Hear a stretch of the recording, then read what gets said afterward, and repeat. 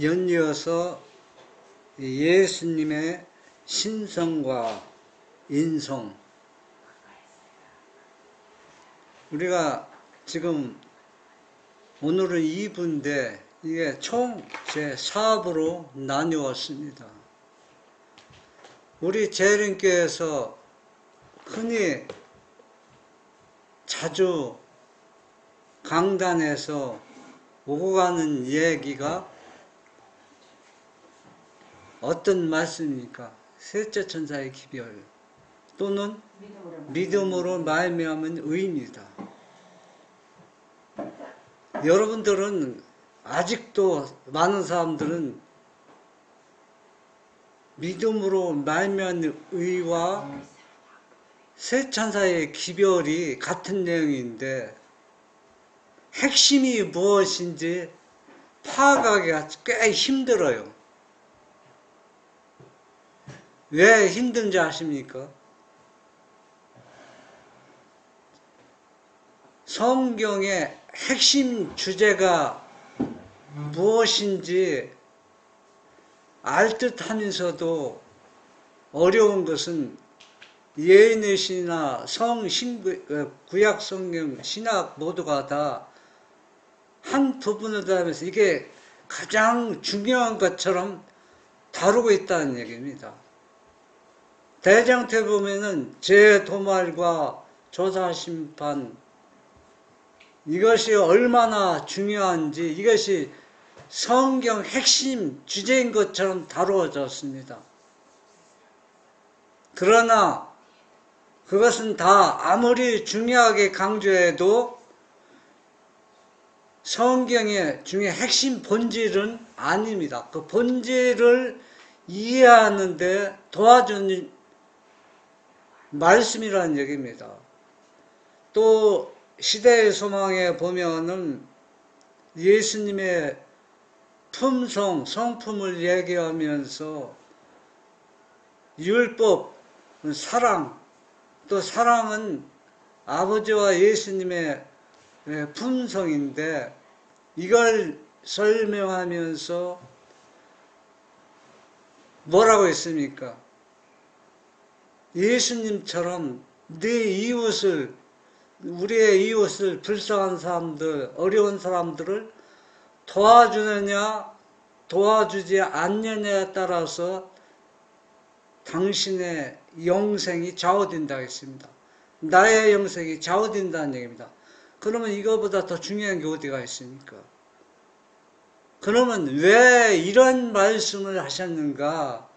사람들은 여기에서 참 왜 이렇게 얘기하는지 본질을 파악하기가 쉽지 않다는 얘기입니다. 그런데 제가 부족하지만은 이 설교를, 말씀을 4부로 나누면서 성경의 핵심 부분을 제가 설명하고 있습니다. 그래서 우리가 성경의 핵심 부분은 뭐냐? 아버지와 아들을 정확하게 아는 겁니다. 그래서 이걸 알므로 인해서 이 진리를, 이 빛을 주셔서 이 빛을 통해서 우리가 조사심판 받고 죄 도말 받고 내 이웃을 내 몸과 같이 사랑하는 것을 얘기하는 겁니다. 다른 게 아니라 이게 바로 셋째 천사의 핵심이라는 얘기입니다. 이걸 빼버리고 지성소가 아무리 중요하다고 해도 그거는 핵심을 잘 올바로 이해하지 못하는 겁니다. 그래서 아버지와 아들을 알 때 모든 것을 통과하게 된다는 얘기야. 쉽게 표현하면은 죄도 말도 받을 수 있고 내 이웃을 내 몸과 같이 사랑할 수 있고 또 안식일을 거룩하게 구별하게 지키기 때문에 마지막에 계쟁점이 될 때 법으로 사단의 특성을 가진 사람과 하나님의 특성을 가진 사람들 세상 법령으로 핍박을 할 때 아버지와 아들을 정확하게 이해하고 이 빛을 받아들인 사람은 하나님 편에, 예수님 편에 서서 안식일을 목숨을 내준다 할지 안식을 준수한다는 얘기입니다. 그래서 예수님의 신성과 인성을 우리가 완전히 내 마음에 심어야 됩니다. 이걸 심지 않으면은 아버지가 왜 아들을 내주어서 우리의 대성물이 되게 했는가? 이걸 우리가 정확하게 내 마음속에 심어야 된다는 얘기입니다. 그렇게 될 때 뭡니까? 여러분, 조사심판일도 두려울 게 없어요. 안식일, 우리가 철저하게 자동적으로 자연스럽게 안식일이 부담이 되지 않고 안식일을 통해서 하나님과 동행하는 아주 어린이들 좋아하는 재밌는 시간이 된다는 얘기입니다. 안식일이. 안식일이면은 규제하는 게 많죠. 규제하는 게 많죠. 여러분, 자녀들이 부모와 엄마와 함께 있는 것이 제재를 당합니까? 규제를 당하는 시간입니까? 좋은 시간이죠. 가장 좋은 시간이에요. 안식일이 바로 그렇다는 얘기입니다. 우리가 무엇을 정확하게 알 때, 예수님의 신성과 인성을 알 때, 이 안식일이 우리에게 가장 재미있는 시간, 즐거운 시간이 될 수 있다는 얘기입니다.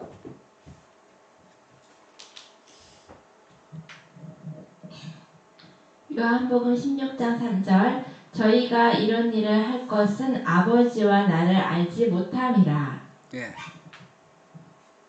오늘날 따지면 교회 지도자들이 목사나 박사나 장로나 모든 사람들이 이스라엘 백성처럼 누구를 알지 못해서 아버지와 아들을 예수님의 인성을 쓰고 이 땅에 오신 나를 알지 못함으로 저희가 아버지를 알지 못해서 누구를 지금 핍박하고 있어요.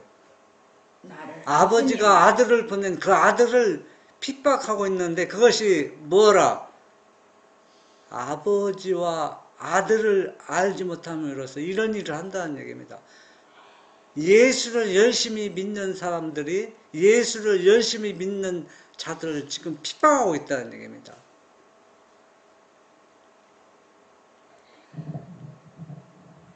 요한복음 8장 24절 이러므로 내가 너희에게 말하기를 너희가 너희 죄 가운데서 죽으리라 하였노라. 너희가 만일 내가 그인 줄 믿지 아니하면 너희 죄 가운데서 죽으리라.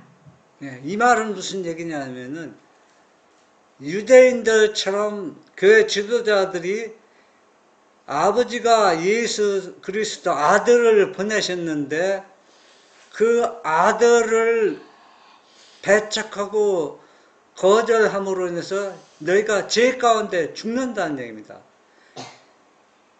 이 죄 가운데서 죽는다는 얘기는 죄가 용서받는다는 얘기입니까? 죄가 도말될 수 있다는 얘기입니까?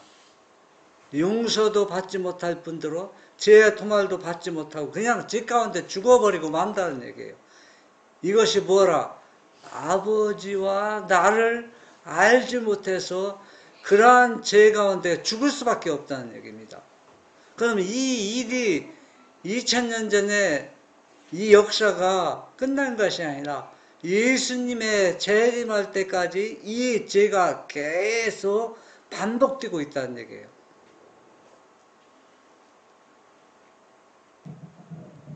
요한복음 8장 12절 예수께서 또 일러 가라사대 나는 세상의 빛이니 나를 따르는 자는 어두움에 다니지 아니하고 생명의 빛을 얻으리라. 예. 저도 그렇고 여러분도 그렇고 모든 그리스도인들이 다 누구를 믿는다고 그래요? 예수님 빛을 따른다고 하지만은 그러나 아버지와 아들의 올바로 알지 못하는 사람들은 빛을 따르고 생명의 빛을 얻는 것이 아니라 어둠을 따르는 자들입니다.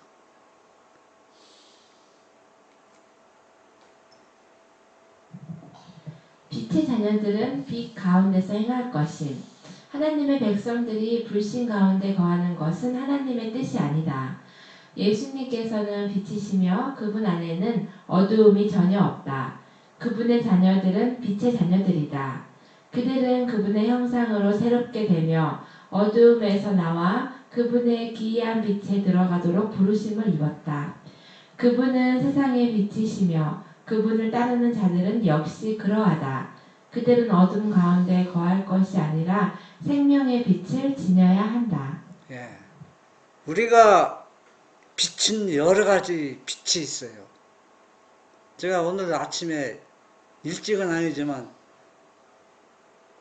집이 어두워서 제 자는 방에 불을 딱 켜니까 그 불빛이 반사되어서 여러 것을 환하는데 그 방의 직선은 더 환하고 굴곡이는 좀 어둡더라는 얘기입니다. 이 얘기는 무슨 얘기냐 하면은 우리가 다 성경을 믿고 예수님을 믿는다고 하지만은 다 받은 빛이 다 차이가 있어요. 그런데 예수님을 믿으면서도 생명의 빛을 받은 자와 생명의 빛을 받지 않는 자 차이점이 있어요. 그 차이점은 뭐냐? 생명의 빛을 받은 사람들은 하나님의 말씀을 완전히 순종하며 빛 가운데 빛을 따라가고 순종하는 것이지만은 생명의 빛을 가지지 않은 사람은 그 빛을 일부분만 수용하고 믿고 따라간다는 얘기입니다. 그런데 빛은 어둠을 환하게 해서 완전한 빛이기 때문에 완전히 그것을 우리가 받아들여야 돼. 그것이 뭐가 된다? 생명의 빛이 되고 우리의 생명의 길로 우리를 안내한다는 것입니다.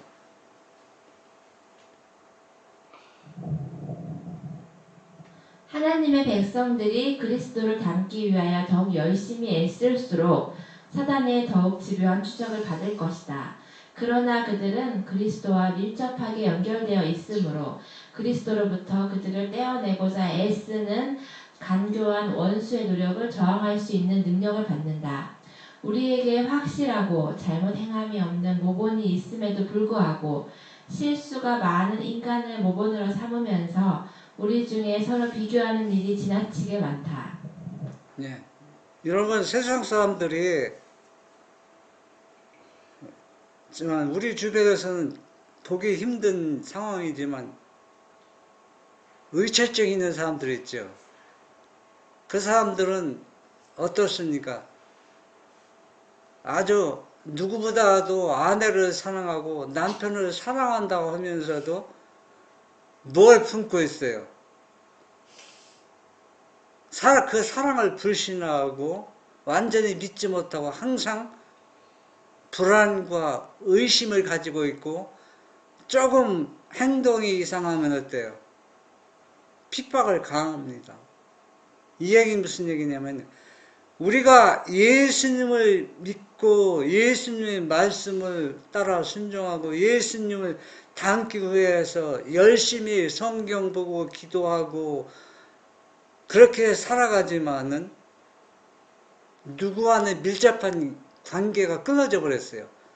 그리스도와는 밀접한 관계가 끊어져서 이론적으로는 최고의 우애까지 달성되어서 예수님의 품성은 하나도 닮지 않으면서 어떤 행위로서 성경 보고 예수 믿는 행위로서 상대방을 비교해서 자기 자신을 아주 위에 세우는 겁니다. 그래서 이러한 사람은 원수에 저항할 수 있는 능력을 예수님께서 받지 못해요. 왜? 예수님과의 관계가 끊어진 상태입니다. 그리고 또 가장 싫어하는 게 뭡니까? 말씀 꽤 열심히 보고 또 모든 게 열심히 하면서도 품성은 예수님 닮지 못한 거. 그러면서 하나님의 영광을 드러낸다고 이렇게 생활하는 사람들이 같은 믿음의 사람들이 그런 사람들을 가장 싫어합니다. 그래서 우리는 빛을 가진 사람들은 내가 받은 빛만큼 누굴 닮아가야 돼요? 예수님을 닮아가야 주위의 사람으로부터 존경과 또 뭘 받을 수 있어요? 사랑을 받을 수 있는 것입니다. 빛은 모든 어둠을 쫓아버리고 환하게 하는 것입니다.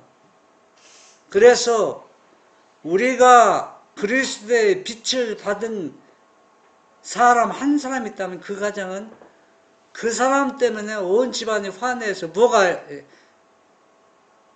기쁨과 즐거움이 그 가정에 있을 수밖에 없어요.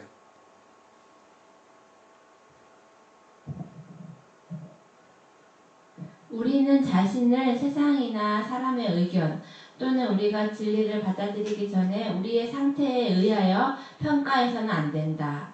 오히려 세상에 있어서의 우리의 현 상태의 믿음과 위치는 우리가 그리스도를 따르는 자라고 공언한 이후 계속 전진하고 상승했다면 도달했을 그러한 상태와 비교되어야 한다. 이것이 유일하고도 안전한 비교이다. 그 외의 비교는 자아 기만이다.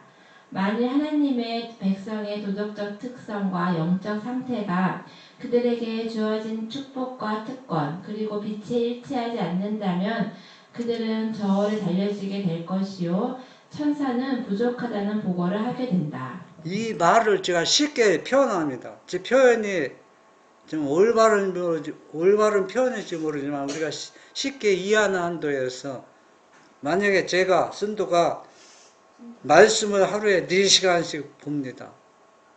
또 기도도 4시간, 5시간 합니다. 다른 사람보다 훨씬 많이 하고 있어요. 네?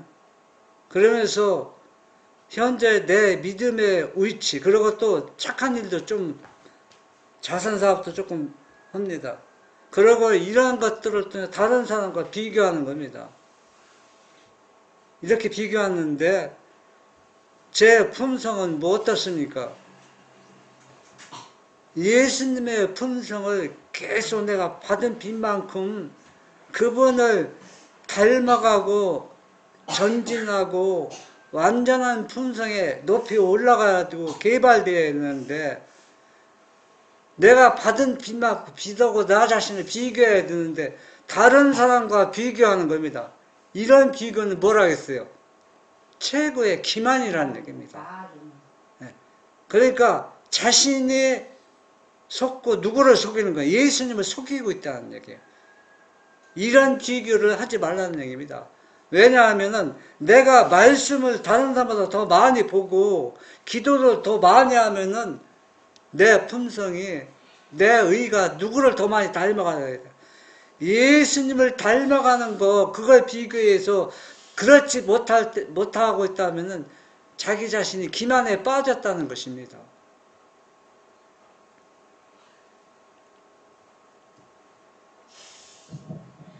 자신의 생애를 진리에 일치시켜야 함. 어떤 이들에게는 자신의 참된 상태가 숨겨진 듯하다.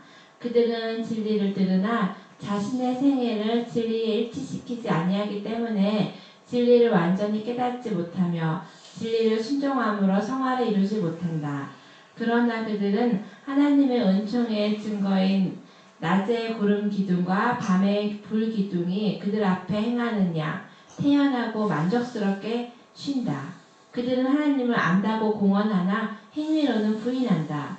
그들은 자신을 하나님의 택하신 특별한 백성이라고 생각하나 어떠한 죄인이라도 구원하는 하나님의 인재와 능력은 그들에게서 거의 나타나지 않는다.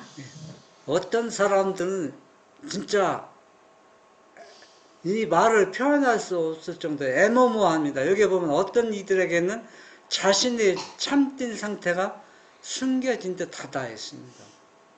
이 얘기는 무슨 얘기냐 하면은 옛날이나 지금이나 미래나 참된 진리, 이 빛은 누구로부터 가장 미움을 받느냐면 마귀로부터 질투와 미움을 받습니다. 그냥 가장 핍박을 받아요. 그러면서 자기 자신이 이 진리를 어느 정도는 이해하고 깨달아요. 그런데 이걸 드러내면은 엄청난 핍박이 다가오고 자기가 가야 할 길이 딱 차단돼 버려. 갈 곳이 없어요. 그러니까 이 진리를 애매모호하게 표현합니다. 아, 나는 이걸 믿고 있지만은 이것이 별로 중요한 건 아니기 때문에 그냥 마음속으로만 믿고 하겠다. 그런데 이런 사람들은 이 진리를 계속 연구하고 개발시키는데 알고 있는 게 전부처럼 생각하는데, 그러나 이거 뭐라 했어요? 완전히 깨닫지 못하고 있다는 얘기입니다. 결국은 뭐냐? 내가 예수님 편이냐 사단의 편에 속하느냐, 자기 자신 완전히 결정을 해야 되는데 예수님 편도 아니고 사단의 편도 하고 애매모호하게 자기 자신을 처신합니다. 이런 사람들은 예수님께서 뭐라고 합니까? 어떠한 죄인이라도 구원하는 하나님의 임재 능력을 그들은 경험하지 못한다는 얘기예요.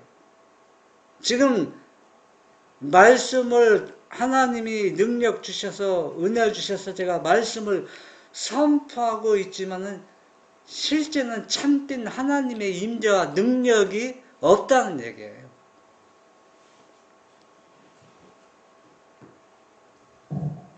그 어두움은 얼마나 짙은가. 그러나 그들은 그것을 깨닫지 못한다. 빛이 비치나 그들은 그것을 이해하지 못한다. 하나님께 대하여 죄를 짓고 있으면서도 자신이 옳다고 생각하며 하나님께서 자신의 행위를 받아주시리라고 믿게 하는 착각보다 더 큰 기만은 없다. 그들은 경건의 모양과 그 안에 담겨진 경건의 정신과 능력을 구별하지 못한다.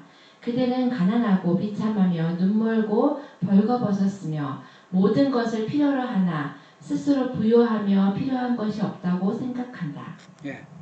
하나님께서, 아버지께서 아들을 통해서 우리에게 마지막에 예수님이 재림 전에 우리의 죄를 완전히 용서해주고 죄에서 완전히 도말시켜 준다고 했습니다. 그런데 우리가 죄에서 도말받지 못하면 여러분 뭐라고 변명하겠어요? 한번 생각해 보세요. 그때 아버지께서 이 죄인에게 딱 지목해 뭐라고 하실 것 같아요? 난 너를 모른다. 모른다. 그렇게 무자비한 분이 아니에요. 어떻게 말씀하시냐면은 아버지의 품성은 예수님 품성과 똑같이 하나이기 때문에 나는 내가 가장 아끼고 사랑하는 아들, 네가 믿는 예수님을 내 죄를 도말하기 위해서 속죄물로 주었다. 속죄물로 주었다. 그러면 그 사람이 할 얘기가 있어요? 없어요? 할 말이 없어요. 어떻게 변명합니까? 나 뭐 일이 있어 죄 도말 받을 수 없었습니다. 이런 시험이 와서 안 통한다는 얘기입니다. 그러니까 우리가 똑같이 예수님을 믿으면서 이 진리를 확실히 이해하고 깨닫는 사람과 깨닫지 못하는 사람들은 차이점이 뭐냐? 결국은 죄의 도말을 받고 또 죄의 도말을 받지 못한다는 겁니다.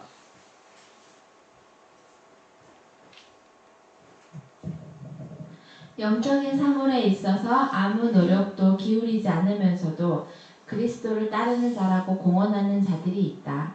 세상 사업에 있어서는 무슨 사업이건 노력을 아끼지 않으며 그 목적을 달성하고자 하는 야망을 보이고 바라던 목표를 실현하면서도 영생의 사업에 있어서는 모든 것이 위기에 처하여 있으며 그들의 영원한 행복이 그들은 마치 도덕적 존재가 아닌 듯이 또한 다른 사람이 그들을 위하여 목숨이 걸린 경기를 하고 있으나 그들은 결과를 기다리는 일 외에 할 일이 없는 자처럼 무관심하게 행동한다. 이 내용 여러분 보면 이해가 됩니까? 저는 이걸 보면서 요즘 교회 모습이 목회자들이 참 목회하기 힘들겠다는 생각을 더 많이 하게 됐습니다. 이 말씀을 준비하면서. 왜냐하면 교회, 나도 한 교인에 속하지만은, 목사님이 나의 약점을 자꾸 꼬집어서 지목은 않지만 말씀을 드려서 얘기하면은 내 마음에 부담이 크잖아요. 예, 부담이 크기 때문에 교회 가기도 싫어지고, 또 교인들이 모든 면에 요즘 문화가 교회 가서 좀 위로를 받고 좀 편하게 좀 예배드리고 와야 되는데, 자꾸 뭐 강단에서 자꾸 규제만 하고 뭐 하면은, 예, 목사님이 설교를 준비하는데 어떤 설교를 준비해야 신자들의 마음이 상하지 않고 다 열심히 교회에 나올까? 그런 생각하면서 말씀을 준비하려면 말씀 준비가 쉽지 않을 것 답이 같아요. 없대. 예? 그럼. 예? 다 깨우면은 신자들이 다 떠나가 버리면 어떻습니까? 예? 그래서 이 얘기는 이 말씀 무슨 얘기냐면은, 세상 사람들은 어떤 사업을 추진하면 그 사업에 성공하기 위해서 어떤 사람은 잠도 안 자면서 그 일을 추진해서 성공을 합니다. 예?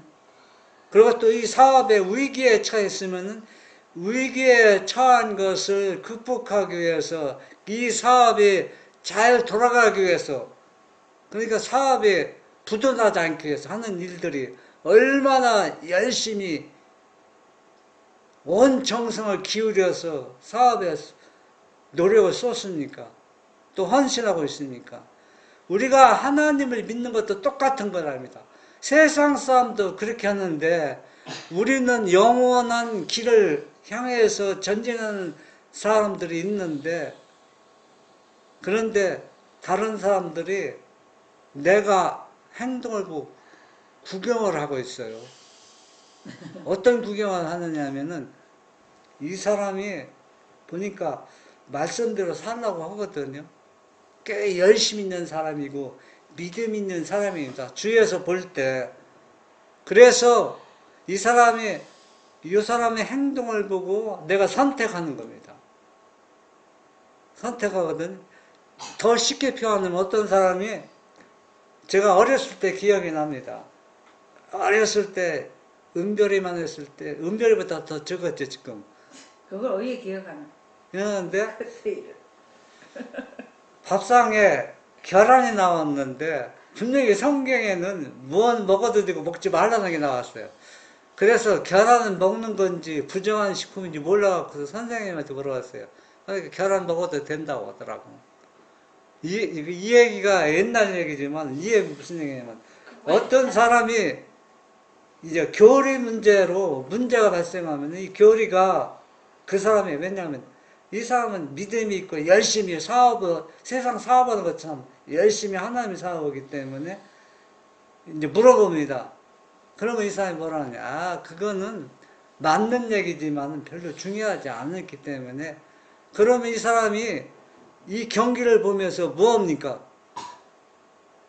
생명이 달린 거예요. 생명이 타서. 왜냐하면 이 사람은 간단하게 물어봤지만 내가 내 질문에 답하는 여에 따라 내가 결정할 거라는 얘기입니다. 그럼 내가 올바른 진리를 제시해주면 이 사람이 생명의 길로 갈 수 있는 사람들, 이 사람은 어디로 가는 게 돼요? 그러니까 이 얘기가 얼마나 의미가 깊은 얘기인지 모릅니다. 여기 뭐라 했어요? 그들은 마치 도덕적 존재가 아닌 듯 또 다른 사람들의 그들을 위해 목숨이 걸린 경기를 하고 있으나, 그들은 결과를 기다리기 위해는 할 일이 없는 것처럼 무관심하게 행동한다. 내 말 한마디가 상대방이 뭐가 왔다 자오는가, 생명이 좌우한다는 얘기입니다. 그래서 나 자신이 올바른 신앙생활을 못하면은, 저 사람은 예수 믿어 개판이야. 그럼 나 때문에 예수 안 믿으면 책임을 누가 져야 된다는 얘기예요. 내가 져야 된다는 얘기입니다. 내가 또 어떤 질문을 받아도 똑같습니다. 다른 사람들은 무관심하게 경기를 보는 듯 하지만은 그것이 뭐가 좌우한다? 생명을 좌우하고 있다는 얘기입니다.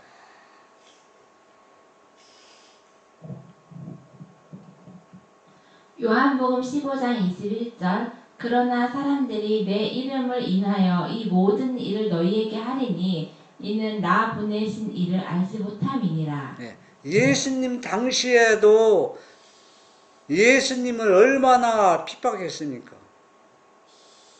그리고 또 예수님을 믿는 사람들을 얼마나 핍박했습니까?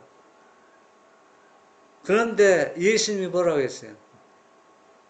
나를 보내신 누구를 알지 못해서, 아버지를 알지 못해서 이런 일을 한다는 얘기입니다. 그럼 이 일이 끝났습니까? 오늘날 시대에도 이 일이 어떻게 반복되고 있습니다. 그래도 사람들은 이것을 이해하고 깨닫지 못하고 있다는 얘기입니다. 예수님이 인성을 쓰셨던 것처럼 지금도 예수를 열심히 믿으면서 예수 믿는 사람들을 핍박하고 있다는 얘기입니다.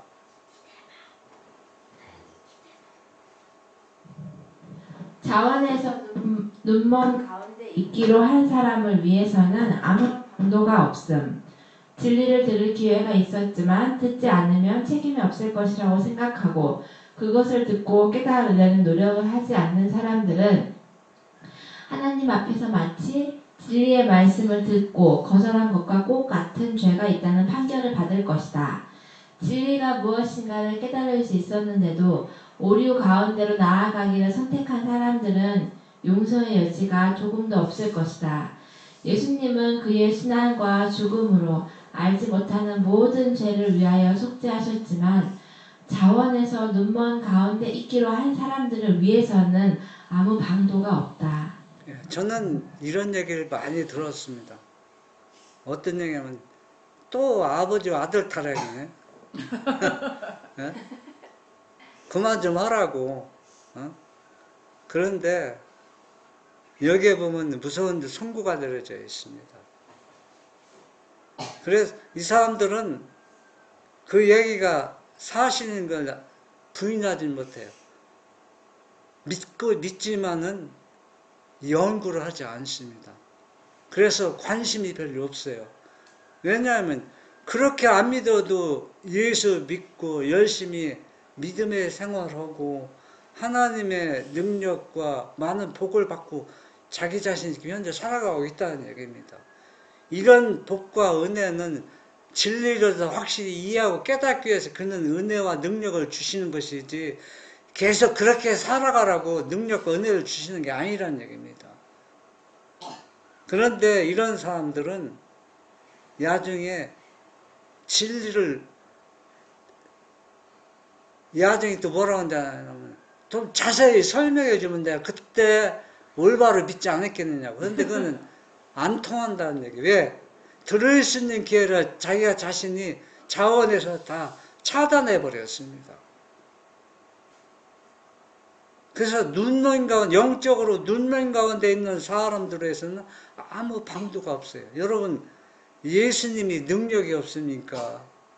자비가 없습니까? 뭐가 부족합니까? 그런데 12 제자 중에 가룟 유다의 마음을 어떻게 죄에서 돌이킬 수가 왜 못 돌이켰습니까? 한번 여러분 게 아니라 자기가 안 돌아. 그러니까 예수님이 뭐가 능력이 없어서 못했습니까? 뭐가 부족합니까? 그런데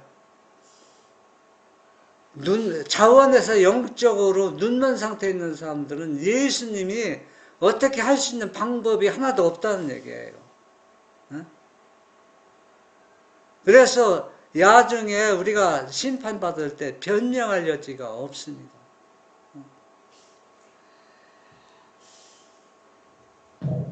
우리는 우리가 알지 못하는 빛에 대하여 책임이 있는 것이 아니고 빛을 받고 그것을 거절한 빛에 대하여 책임이 있는 것이다. 사람이란 한 번도 받은 일이 없는 진리를 깨달을 수 없는 법이다. 그러므로 그가 한 번도 받은 일이 없는 빛으로 인하여 그를 결코 정죄할 수 없는 것이다. 그러나 그가 기별을 들을 기회가 있었고 진리를 알 수 있는 기회도 있었지만 그 기회를 이용하기를 거부하였다면 그 사람은 그리스도께서 너희가 영생을 얻기 위하여 내게 오기를 원하지 아니하는도다 라고 말씀하신 사람들 가운데 있을 것이다. 고의로 진리를 들을 기회가 없는 위치에 자신을 두는 사람들은 진리를 들은 적이 없지만 그 증거하는 바를 완고하게 거절한 사람들로 간주될 것이다. 여기 보면 뭐라고 했어요? 아주 무서운 말씀이 선고되어 있죠. 진리를 들을 수 있는 기회가 있는 사람들, 이런 사람들이 나중에 그 진리를 내가 알았더라면 순종했을 텐데 나에게 말해주는 사람이 없습니다 할 때 들을 수 있는 기회가 여러 번 있지만 그 차단시킨 사람들은 그 변명이 어떻게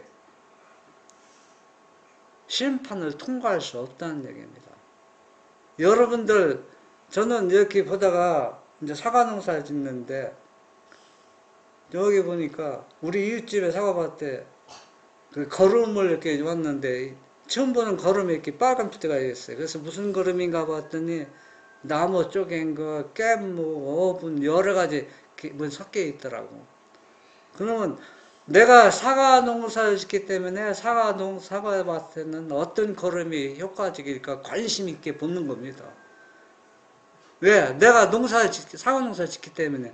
그래서 예수 믿는 사람들은 어떤 사람이 하나님의 말씀을 가지고 있으면 다 관심을 가지고 귀를 기울일 수밖에 없어요. 그런데 이 사람이 올바른 진리를 전해 들을 수 있는 기회가 주어졌는데도 그 기회를 배척해 버리고 나중에는 나에게 진리를 전해준 사람이 없어서 내가 진리대로 순종하지 못했습니다 하고 변명할 여지가 없다는 얘기입니다.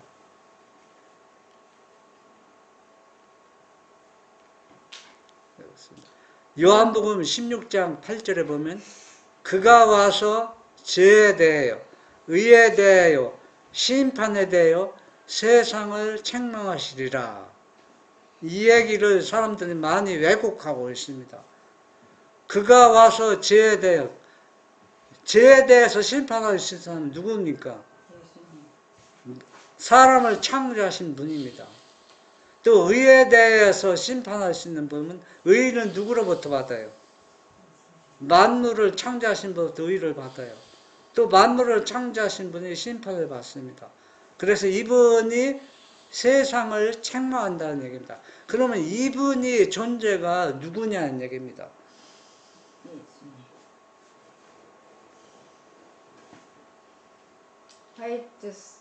주석 요한복음 16장 8절로 14절 회개와 순종은 성령의 역사하심으로 이르러옴.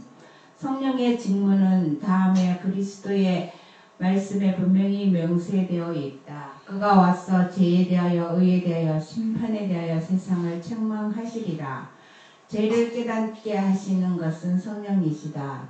만일 죄인이 성령의 수생케 하시는 감화에 응답하면 그는 회개하고 하나님의 요구에 순종하는 일에 중요성에 관하여 깨우침을 받을 것이다. 예, 성경에서는 분명히 예수님이 우리의 죄를 어떻게 하기 위해서 용서해 주기 위해서 대성물로서 완전히 십자가에 돌아가셨다고 했습니다. 이걸 믿으면 우리가 어떻게 된다고 했어요? 죄를 용서받고 구원을 받는다고 했습니다. 그런데 여기에서는 뭐라고 표현하고 있습니다?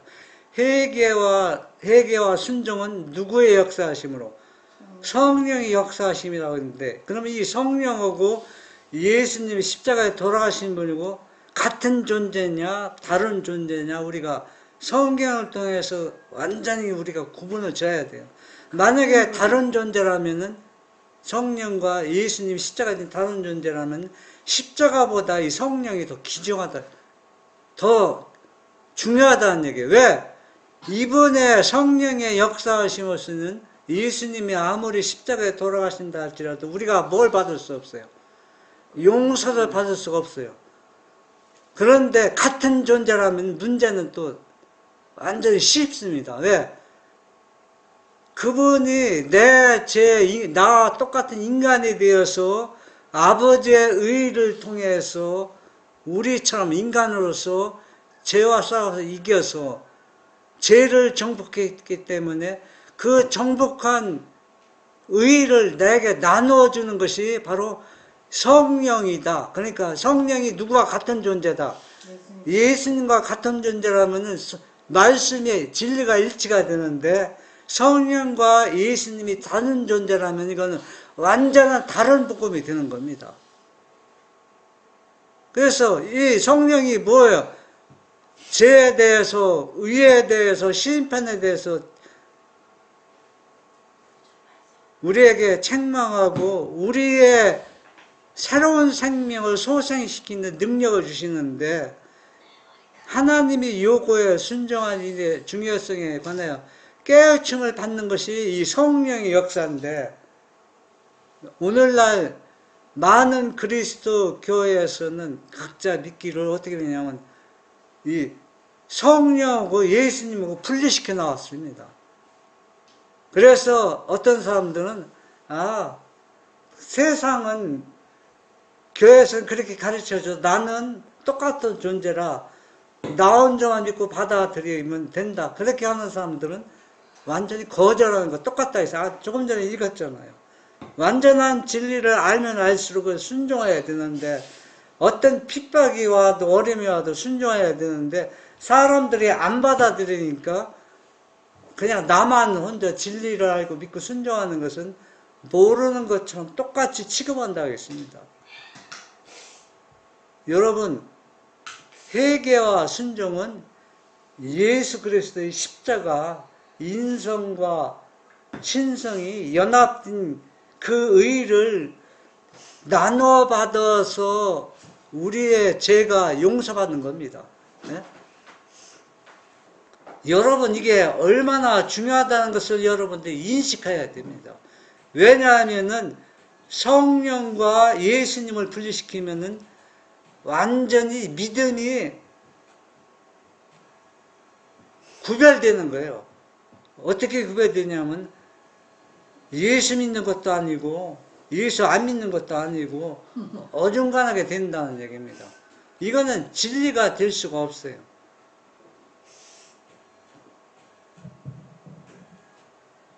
의에 줄이고 목마른 회개하는 죄인에게 성령은 세상 죄를 지고 가는 하나님의 어린 양을 나타내신다. 그리스도께서는 말씀하시기를 그가 내 것을 가지고 너희에게 알리시리라. 그가 너희에게 모든 것을 가르치시고 내가 너희에게 말한 모든 것을 생각나게 하시리라고 하셨다. 예. 요한복음 16장 8절 14절에 보면 그가 이 성령을 얘기하는 겁니다. 성령이 누구 것을 가지고 내 것을 가지고 예수님 것 내 것을 가지고 내가 증거한다는 얘기입니다. 내가 증거한다. 그게 바로 무슨 역사? 성령의 역사라는 얘기입니다. 성령의 약속은 조건 아래에 주어짐. 그가 와서 죄에 대하여 의에 대하여 심판에 대하여 세상을 책망하시리라. 성령의 계속적인 임재와 도움이 없이는 말씀을 전파하는 보람이 없을 것이다. 성령만이 거룩한 진리를 효과적으로 가르치는 교사이시다. 진리가 성령으로 더불어 마음에 동반될 때만이 양심을 일깨우거나 생애를 변화시킬 것이다. 누구든지 하나님의 말씀을 문자 그대로 소개할 수 있을 것이며 하나님의 말씀의 모든 명령들과 약속들은 잘 알 수 있을 것이다. 예. 오늘날 지금 시대는 성령의 도움 없이는 우리가 뭘 할 수가 없어요. 죄를 회개할 수도 없고 진리대로 순종할 수가 없어요. 왜냐하면은 지금은 예수님 인성을 쓰고 우리에게 다가오는 것이 아니라 그분의 인성과 신성을 연합된 그 의가 이제는 뭐로 오는 겁니까?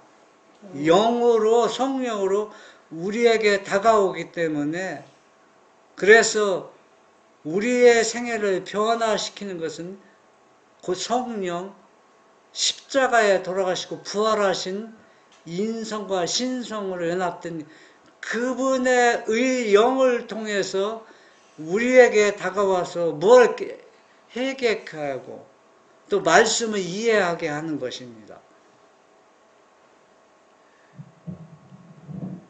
요한복음 8장 16절에서 19절. 만일 내가 판단하여도 내 판단이 참되니 이는 내가 혼자 있는 것이 아니요 나를 보내신 이가 나와 함께 계심이라. 예. 지금 예수님께서 이 말씀을 왜 하셨느냐면 유대인들이 계속 누구를 배척하고 있어요.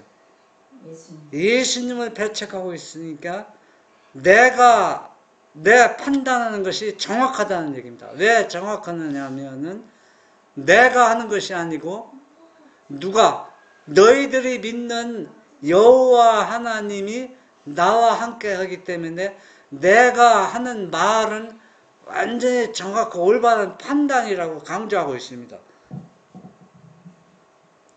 너희 율법에도 두 사람의 증거가 참되다 기록하였으니 내가 나를 위하여 증거하는 자가 되고 나를 보내신 아버지도 나를 위하여 증거하시느니라. 예. 너희 율법에도 두 사람의 증거가 참되다고 기록되었으니 그 누굽니까? 두 사람의 증거가 아버지. 예? 누구예요? 율법에는 제 세상 거. 구약과 신약입니다. 그냥 이제 구약과 신약은 참된 증거잖아요. 뭐든지 증거면서 내가 나를 위하여 증거하는 자가 되고 구약과 신약이 누구를 증거하는 거야? 예수 그리스도 증거하잖아요. 그리고 또 누구를 위하여 누구도 증거하는 겁니까? 나를 보내는 아버지도 나를 증거한다는 얘기입니다. 그러니까 내가 하는 얘기는 얼마나 참되고 진리라는 얘기입니다. 이에 저희가 묻되 내 아버지가 어디 있느냐 예수께서 대답하시되 너희는 나를 알지 못하고 내 아버지도 알지 못하는도다. 나를 알았다면 내 아버지도 알았으리라. 여기에 보니까 예수님을 안다는 얘기는 무슨 얘기냐면 아버지께서 나를 보냈는데 예수님이 뭐라 했어요? 18절에 보면 내가 누구를 증거한다 했어요? 아버지를. 나를 증거한다 했어요. 예수님 자신이 나를 증거한다는 얘기입니다. 이 얘기는 무슨 얘기냐 하면은 성령이 뭐를 회개케 한다고 했어요? 죄를 회개케 하고 말씀을 잊어버린 말씀을 기억하게 하고 우리의 죄를 돌이키게 하고 그게 누구라고? 예수님 자신이 자기 자신을 증거하고 있는 겁니다. 예수님 자기 자신이 그렇잖아요. 그래서 성령하고 예수님을 분리시킬 수가 없어요. 같은 존재라는 얘기입니다. 이걸 같은 존재로 받아들이지 않는 사람들은 누구를 알지 못한다는 거예요. 아버지를 알지 못한다고 하는 겁니다. 아버지를 정확하게 알고 있으면 성령과 예수님을 분리시킬 수가 없어요. 왜? 예수님 자신이 자기 자신을 증거하고 또 아버지도 아들을 증거하고 있는 것입니다. 그래서 이걸 볼때 저희가 볼 때 네 아버지가 어디 있느냐? 예수님께서 대답하시되 너희는 나를 알지 못하고 나를 알지 못하는 건 아들로 받아들이지 않기 때문에 아버지도 알 수가 없다는 얘기입니다. 그래서 이런 일들이 벌어지고 있는 거예요. 그런데 사람들이 진리를 알고 셋째 천사의 기비로 전한다고 하지만은 아버지와 아들을 우리가 정확하게 제자들이 이해하고 이해한 것처럼 우리도 그렇게 알아야 된다는 얘기입니다. 그때 제자들이 뭘 받았어요? 성령. 이 성령 받았다는 얘기는 정확한 표현이 뭐냐면은 인성과 신성이 완전히 우리의 대수점이 되시고 예수님이 임했다. 그러니까 여기에서 그러니까 인성과 신성이 연합된 의를 지금 그 의가 바로 성령을 우리에게 온다는 얘기입니다.